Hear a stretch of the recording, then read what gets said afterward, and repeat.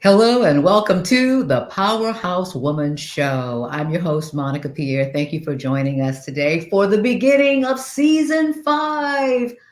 Oh my goodness, 5 seasons. It is hard to believe, but so grateful that we are coming to you for our fifth season. And our show is very simple. We bring together powerhouse women so they can talk about their story. They talk about what they're doing, their work in the world. They talk about lessons learned. They're all not always pretty. We all stumble, we all fall, we all get back up. And they share their wisdom. So thank you for joining us. And I look forward to another 5, 10, whatever happens. I am for the ride.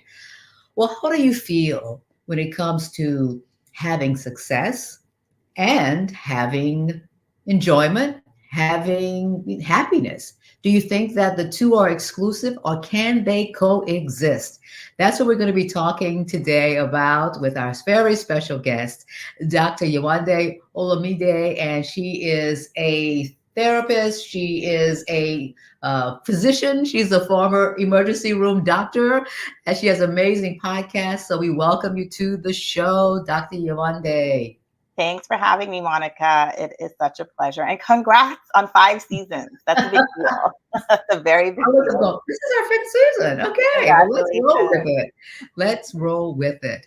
Well, let's begin. First of all, Happy New Year to you. Happy It's New Year. 2024. And over the past 3 years, so many, particularly powerhouse women, have made decisions about what they want their lives to look like, feel like. Some are completely saying, you know what, this grind culture, not for me anymore. I want to have happiness and joy and do the work that brings me those things as well. So I know you're having a practice. First of all, tell us about what you do with Cami Counseling. Yeah, so at Cami Counseling, I help overwhelmed professionals, executives, entrepreneurs.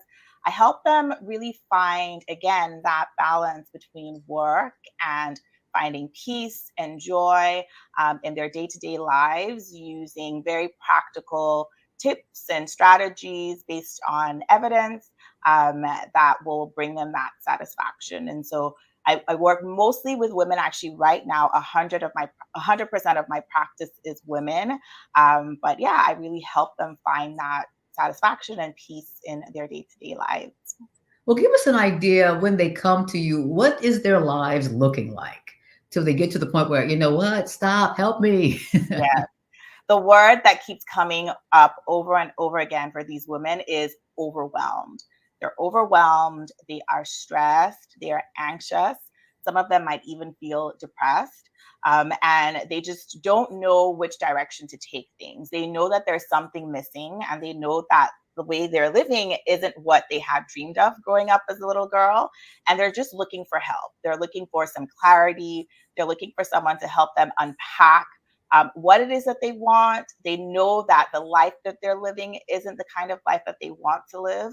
And so they're looking for help in navigating just the overwhelm, really. And that's really where Tell they're us, starting. yes, tell us your backstory because I first became aware of you as a really an ER doctor who made some changes in her own life. So, what was that like for you, and what have you learned since you made that decision? Yeah. So my journey started. So let me backtrack. Not all my life. I didn't know I wanted to be a doctor when I was a little girl. I actually thought I wanted to be a teacher. But somewhere in my second, third year of university, I decided, you know what, medicine, being a doctor is probably something that I could get really good at, something that I would enjoy. I love helping people. And so that just seemed like, the path to go. And no regrets at all. So I went through the journey of medical school. I went through the training to be an ER physician. And I practiced as an ER physician, so between training and practicing for about 10 years. And coming out of that, it wasn't an intentional decision. I kind of fumbled my way out of medicine, out of traditional medicine. I still am a practicing physician. But it was my maternity leave in 2019 that really got me thinking, is this all there is to life? Just, going to work, working those shifts, and not really feeling like I was making the type of impact that I hoped to make in people's lives. And the thought of that really confused a lot of people. What do you mean? You're saving lives every day. How could that not be impact? But the truth is that success, happiness, satisfaction is very subjective. I have colleagues who have done amazing work as ER physicians, and they've done that for 50 years for some people. And they love it. They wake up to that and they feel excited about going to work every day. But that just wasn't me. I wasn't excited going into work. I wasn't excited leaving work. I just knew that something was missing. And so that started the journey for me, a journey of self discovery, reconnecting to some of the things that I enjoyed as a little girl growing up, tapping into my strengths, and just trying to figure out how I could bring all of that together. And so in 2021 was when I decided, after doing all of that work, that being a therapist would really be a good fit. Again, I had no idea that I would love it as much as I do, but it just seemed like the right next step. And so going through my training as a therapist led me to really discovering who I was. And in November of 2022 was when I opened my own practice. So that's the story in a nutshell. That's a powerful story. And one word, I think I heard a couple of words, the next step. I think oftentimes we don't value that it's a step, a step, a step, and not the whole pathway. But that's kind of difficult. I mean, in so many cultures, particularly where women are grinding, are building something, are doing noble, wonderful things. So other than getting to the point where you're not having joy anymore, you don't really look forward to going to work or doing your business or whatever it is, what are some other signs that powerhouse women should look for and be on the lookout for? And that's a great question, Monica, because many powerhouse women, I call them givers and achievers because these women give, give, give, give, give, and they're also very ambitious. Many of us will ignore the communication between our minds and our bodies. Our bodies are always telling us to slow down, that something is wrong, something is missing, whether it's headaches, whether for me, it was my hair falling out. It could be sleep disturbances. For some people, it's nightmares. For some people, all sorts of things. I have women in my practice who have come in with thyroid dysfunction, high blood pressure. And so our bodies are always communicating with us, but we are almost conditioned to ignore that and just power through and just, ignore it. I'll deal with it later, or maybe take a Tylenol here, an Advil there, and just kind of put a Band-Aid over the symptoms. Whereas the root cause of many of these symptoms are a deep dissatisfaction with where life really is for us at the moment. So that's one of the first things, is really getting to the point where you're paying attention to the signs that our bodies are telling us, because oftentimes it's communicating, hey, something is off here and I really need you to pay attention now. Because if you don't, then our bodies will really get our attention and we won't like what will happen at that point. So, what are you seeing in your practice for people who really ignore when our bodies are talking to us and telling us these things and communicating with us? What I'm seeing is flat out burnout. And similar to, I always like to give the women in my practice the analogy of a car. You're driving down the highway and it's been full speed ahead all your life. All you've known is go, go, go, go, go. And at some point, the car engine light is going to say, hey, I need your attention. We need to stop. We're overheating. Or maybe it's the fuel gauge saying, okay, we're running on low here. It's time to pull over and pay attention and fill me up. But how many of us have been in that situation? I know I have. We were Yes. like, okay, just 1 more kilometer or 1 more mile, depending on where you are. Let's just make it to the next stop, and then to the next stop, and then to the next stop. At some point, the car is just going to say, ma'am, I'm done. And it's just going to completely stop on you. I have definitely had situations where my car has said, yeah, we're not doing this anymore.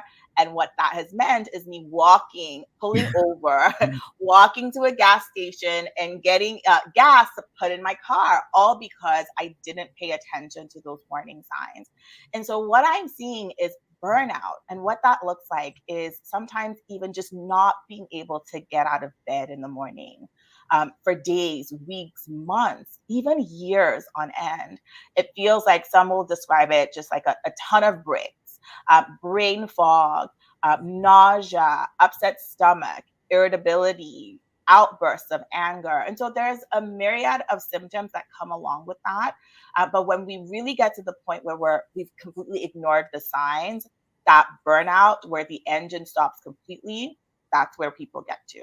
Right. And then it goes beyond being stranded on the side of the road. There's some very serious health issues as well. So how do we get to the point where we can say, this is what I want? I want a work-life satisfaction. And what does that mean, as far as a definition? Because again, we've heard balance, right? And Yeah. I'm hearing more satisfaction. So what are some Yeah. of the differences and distinctions? So balance, a lot of people will say that balance is bogus. I happen to think that because sometimes when we're in the grind, we're in the grind. And because we are of limited capacity, something will have to give. And sometimes that might be our sleep. Sometimes that might be our relationships. But as long as it's temporary and it doesn't become a lifestyle, I think it's okay for things to kind of get off balance for a temporary season. But as far as when we're talking about work life satisfaction, what that means for me is being engaged in meaningful work, work that is meaningful to you. And again, like I said before, this is very subjective. So are you engaged in work that gets you excited to wake up in the morning? Do you have a reason to get up in the morning because you know that the work that you're engaging in is going to be fulfilling? So that's the first part for me. The second part for me, and this is where the life piece comes in, is I have that time freedom. So in addition to engaging in meaningful work, I have that time freedom to invest as much as I need to and want to in my most valuable relationships. And that includes my relationship with myself. As a woman of faith, that's my relationship with God. And so it's not just, doing this work and just, putting in all my time in that work, but it's meaningful to me, and it's also giving me that the time that I need to invest in my relationships. And finally, that work life satisfaction is having the resources, specifically the financial resources, to be able to say no to opportunities that don't serve me or serve my values. And I know that this is something that is definitely a privilege to be able to do. Not everybody has that. But there is an assessment that I do like to go through with the women that I work with, where we look at where do all of these come into place? And that pay piece, the income piece, is also very important.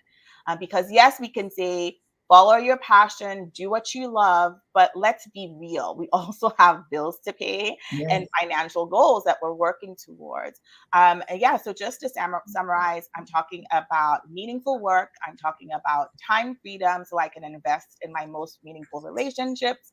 And I'm also talking about options. So the ability to say no to financial opportunities that are out of alignment.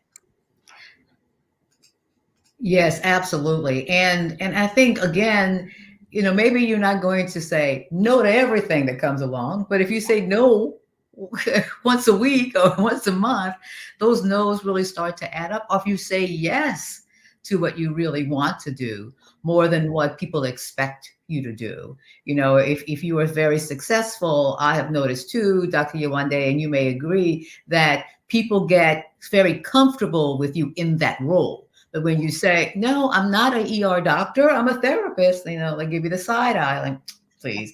And you have to, if you're not strong and convinced that this is your path now, you're going to waver and you're going to go back to what it is you had been doing that really has you so tired or don't want to get up in the morning or get out of bed.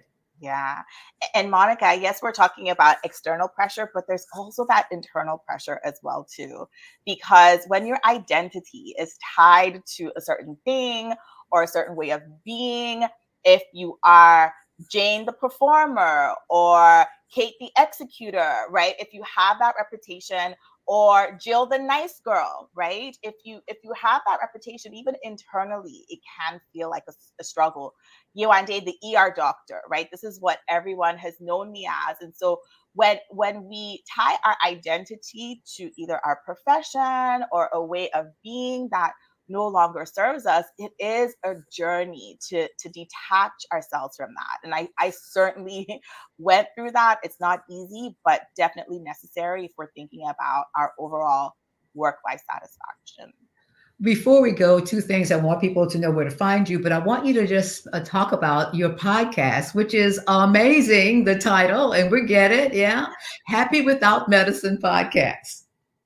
Yeah, so I started Happy Without Medicine in May of 2022. Yeah, 2022.